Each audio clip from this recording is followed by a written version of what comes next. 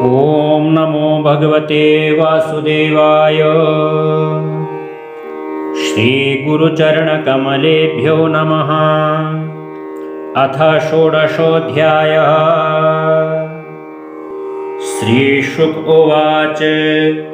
विलोक्य दूषितां कृष्णां कृष्णहीना विभुः तस्य विशुद्धिमन्विच्छन् सर्पं तमुदवासयत्। राजोवाच। कथमन्तर्जले गाधे न्यगृह्णात् भगवान् हिं स वै बहुयुगावासं यथासीद्विप्रकथ्यताम्। ब्रह्मन् भगवतस्तस्य भूम्नः स्वच्छन्दवर्तिनः गोपालोदारचरितं कस्तृप्येतामृतं जुषन्। श्रीशुक उवाच। कालिन्द्यां कालीयस्यासीत् हृदः कश्चिद्विषाग्निना श्रप्यमाणपया यस्मिन् पतन्त्युत्परिगः खगाः। विप्रोष्मता विशोदोर्मी मारुतेनाभिमर्शिता म्रियन्ते तीरगायस्य प्राणिनः स्थिरजङ्गमा। तं चण्डवेगविषवीर्यमवेक्ष्य तेन दुष्टां नदीं च खलसंयमनावतारः। कृष्णकदम्बमधिरुह्य ततोत्तितुङ्ग मास्फुट्यगाढरशनोऽन्यपतद्विशोदे। सर्पर्हदः पुरुषसारनिपातवेग संक्षोभितो रगविषोच्छ्वसिताम्बुराशिः। पर्यक्लुतो विषकषाय विभीषणोर्मिर्धावन्धनुशतमनन्तबलस्य किं तस्य हृदे विहरतो भुजदण्डघूर्ण वार्घोषमङ्गवरवारणविक्रमस्य। आश्रुत्य तत्स्वसदनाभिभवं निरीक्ष्य चक्षुस्रवा समसरत्तदमृष्यमाणः। तं प्रेक्षणीय सुकुमारघनावदातं श्रीवत्सपेनवसनं स्मितसुन्दरास्यम्। क्रीडन्तमप्रतिभयं कमलोदराङ्घ्रिं सन्दश्य मर्मसुरुषा भुजया चछाद। तं नागभोगपरिवीतमदृष्टचेष्ट मालोक्य तत्प्रियसखा पशुपाभृशार्तः।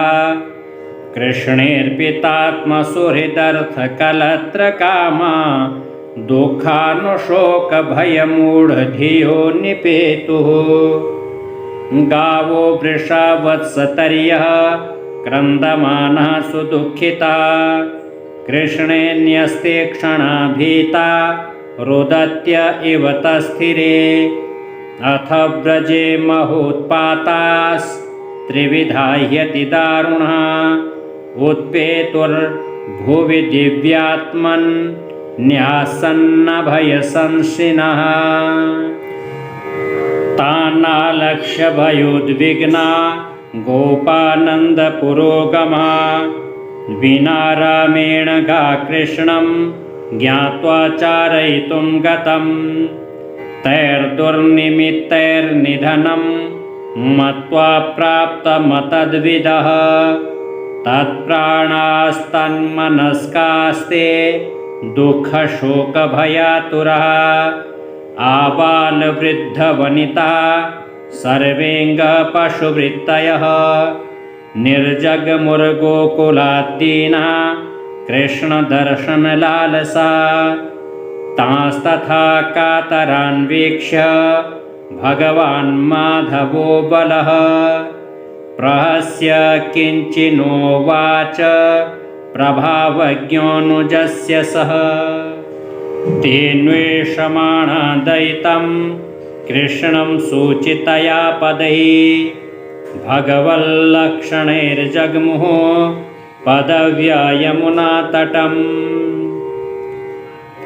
ते तत्र तत्राब्जयवाङ्कुशासने ध्वजोपपन्नानि पदानि विष्पते मार्गे गवामन्यपदान्तरान्तरे निरीक्षमाणा ययुरङ्गसत्वरा अन्तर्हृदे भुजगभोगपरीतमारात् कृष्णं निरीहमुपलभ्य जलाशयान्ते गोपाश्च मूढधिषणान् परितः पशूंश्च सङ्क्रन्दतः परमकश्मलमापुरार्तः गोप्योऽनुरक्तमनसो भगवत्यनन्ते तत्सौहृदस्मितविलोकगिरः स्मरन्त्यः ग्रस्तेहिना प्रियतमे भृशदुःखतप्ता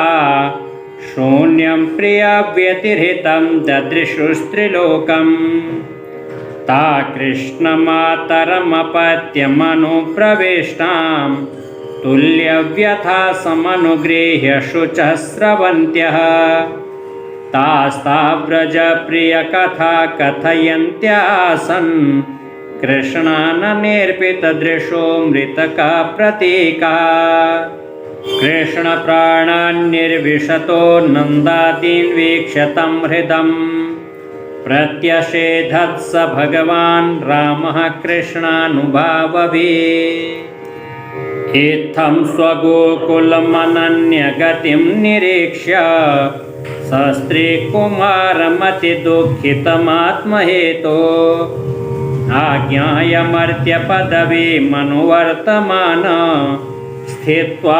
मुहूर्तमुदतिष्ठदुरङ्गबन्धात् तत्प्रथ्यमानवपुषा व्यथितात्मभोगस् त्यक्तोन्नमय्य कुपितः स्वफणान् भुजङ्गः अस्थौ श्वसन्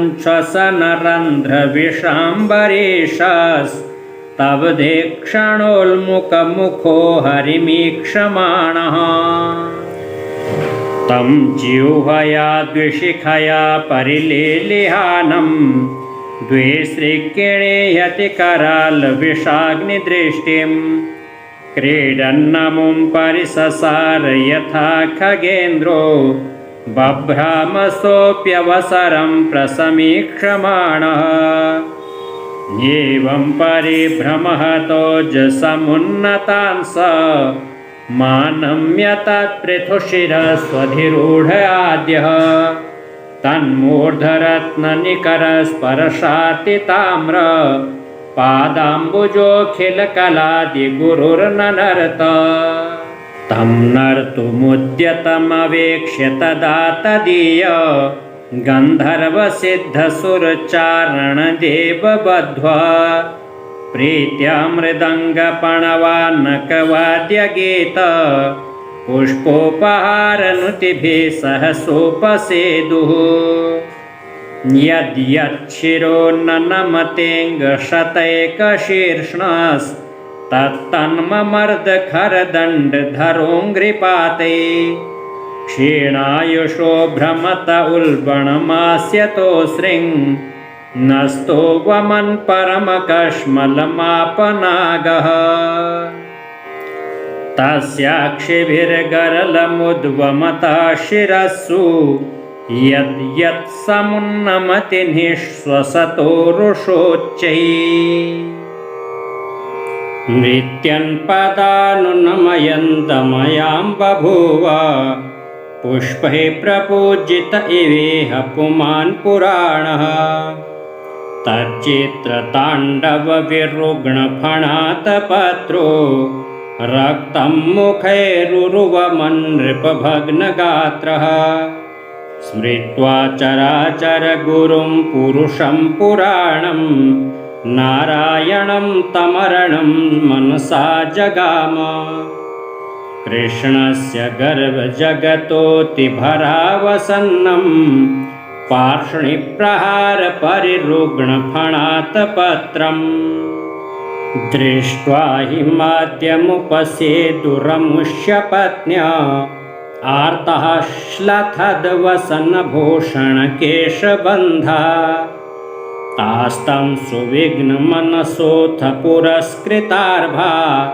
कायं निधाय भुवि भूतपतिं प्रणेमु साध्व्या कृताञ्जलिपुटा शमलस्य भर्तुर्मोक्षेप्सवः शरणदं शरणं प्रपन्ना नागपत्न्यः ऊचुः न्यायो हि दण्डः कृतकिल्बिषेऽस्मिस्तवावतारः खलनिग्रहाय रिपुसुतानामपि तुल्यदृष्टिर्धत्सेदमं फलमेवानुशंसन् अनुग्रहोऽयं भवतः कृतो हि नो दण्डो सतां ते खलु कल्मषापः यद्दन्दशोकत्वममुष्य देहिना क्रोधोऽपि तेऽनुग्रह एव सम्मतः तपः सुतप्तं किमनेन पूर्वं निरस्तमानेन च मानदेन धर्मोऽथवा सर्वजनानुकम्पया यतो भवास्तुष्यति सर्वजीवः कस्यानुभावोऽस्य न देव विद्महे तवाङ्घ्रिरेणुस्पर्शाधिकारः यद्वाञ्छया श्रीर्ललनाच्चरत्तपो विहाय कामान् सुचिरं धृतव्रता न नाकपृष्ठं न च सार्वभौमं न पारमेष्ठ्यं न रसाधिपत्यं न योगसिद्धिरपुनर्भवं वा वाञ्छन्ति यत्पादरजः प्रपन्ना तदेष नाथापदुरापमन्येस्तमोजनिः क्रोधवशोऽप्यहीशः संसारचक्रे भ्रमतः शरीरिणो यदिच्छतः स्याद्विभवः समक्षः नमस्तुभ्यं भगवते पुरुषाय महात्मने भूतावासाय भूताय पराय परमात्मने ज्ञानविज्ञाननिधये ब्रह्मणेऽनन्तशक्तये अगुणाय विकाराय नमस्ते प्राकृताय च कालाय कालनाभाय कालावयवसाक्षिणे विश्वाय तदुपद्रष्टे तत्कर्त्रे विश्वहेतवे भूतमात्रेन्द्रियप्राण मनोबुद्ध्याश्रयात्मने त्रिगुणेनाभिमानेन गूढस्वात्मानुभूतये नमोऽनन्ताय सूक्ष्माय कूटस्थाय विपश्चिते नानावादानुरोधाय वाच्यवाचकशक्तये नमः प्रमाणमूलाय कवये शास्त्रयोनये प्रवृत्ताय निवृत्ताय निगमाय नमो नमः नमः कृष्णाय रामाय वसुदेवसुताय च प्रद्युम्नाय निरुद्धाय सात्वतां पतये नमः नमो गुणप्रदीपाय गुणात्मच्छादनाय च गुणवृत्त्युपलक्ष्याय गुणदष्ट्रे स्वसंविदे अव्याकृतविहाराय सर्वव्याकृतसिद्धये ऋषिकेश नमस्तेस्तु मुनये मौनशीलिने परावरगतिज्ञाय सर्वाध्यक्षाय ते नमः अविश्वाय च विश्वाय तद्दष्ट्रेस्य च हेतवे त्वं ह्यस्य जन्मस्थितिसंयमान् प्रभो गुणैरनिहो कृतकालशक्तिधृ तत्तत्स्वभावान् प्रतिबोधयन् सतः समीक्षया मोघविहार ईहसे तस्यैव ते मोस्तनवस्त्रिलोक्यां शान्ता अशान्ता उत मूढयोनयः शान्तः प्रियास्ते यधुना वितुं सतां स्थातुश्च ते धर्मपरीप्सये हतः अपराधः सकृद्भर्त्रा सोढव्यः स्वप्रजाकृतः क्षन्तुमर्हसि शान्तात्मन् मूढस्य त्वामजानतः अनुगृह्णीष्व भगवन् प्राणास्त्यजति पन्नगः स्त्रीणां नः साधुशोच्यानां पतिः प्राणः प्रदीयतां विधीहि किङ्करीणा मनुष्ठेयं तवाज्ञया यच्छ्रद्धयानुतिष्ठन् वै मुच्यते सर्वतो भयात्। श्रीशुक उवाच इत्थं स नागपत्नीभिर्भगवान् समभिष्टुतः मूर्छितं भग्नशिरसं विससर्जाङ्घ्रिकुट्टनैः प्रतिलब्धेन्द्रियप्राणः कालियाशनकैर्हरिं कृच्छ्रात् समुच्छ्वसन्तीनः कृष्णं प्राह कृताञ्जलिः। कालिया उवाच वयं खलासहोत्पत्त्या तामसा दीर्घमन्यवः स्वभावो दुस्त्यजो नाथः लोकानां यदसद्ग्रहः त्वया सृष्टमिदं विश्वं धातर्गुणविसर्जनं नानास्वभाववीर्योजो योनिबीजाशयाकृति वयं च तत्र भगवन् सर्पाजात्युरुमन्यवः कथं त्यजामस्त्वन्मायां दुस्त्यजां मोहिता स्वयं भवान् हि कारणं तत्र सर्वज्ञो जगदीश्वरः अनुग्रहं निग्रहं वा मन्यसे तद्विधेहिनः। श्रीशुक उवाच इत्याकर्ण्यवचः प्राह भगवान् कार्यमानुषः नात्र स्थेयं त्वया सर्प समुद्रं याहि माच्चिरम् स्वज्ञात्यपत्यदाराढ्यो गो नृभिर्भुज्यतां नदी ययेतत्संस्मरेन्मर्त्यस्तोभ्यं मदनुशासनं कीर्तयन्नुभयो सन्ध्योर्न युष्मद्भयमाप्नुयात् योऽस्मिन् स्नात्वा मदाक्रीडे देवादींस्तर्पयेज्जले उपोष्य मां स्मरन्नर्चेत् सर्वपापैः प्रमुच्यते।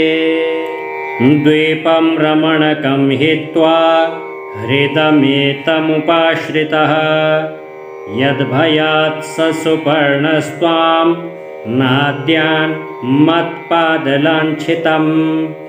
श्रीशुक उवाच एवमुक्तो भगवता कृष्णेनाद्भुतकर्मणा तं पूजयामास मुदा नागपत्न्यश्च सादरम् दिव्याम्बरशृङ्मणिभिः परार्घ्यैरपि भूषणैः दिव्यगन्धानुलेपैश्च महत्योत्पलमालया पूजयित्वा जगन्नाथं प्रसाद्य गरुडध्वजं ततः प्रीतोऽभ्यनुज्ञातः परिक्रम्याभिवन्द्यतं सकलत्र सुहृत्पुत्रो द्वीपमध्येर्जगामः तदैव सामृतजला यमुना निर्विषाभवत् अनुग्रहाद् भगवतः क्रीडामानुषरूपिणः। ओम नमो भगवते वासुदेवाय। ओम जय जय श्रीमद्भागवते महापुराणे पारमहंस्यां संहितायां दशमस्कन्धे कालीयमोक्षणं नाम षोडशोपारायणः। श्रीकृष्णार्पणमस्तु।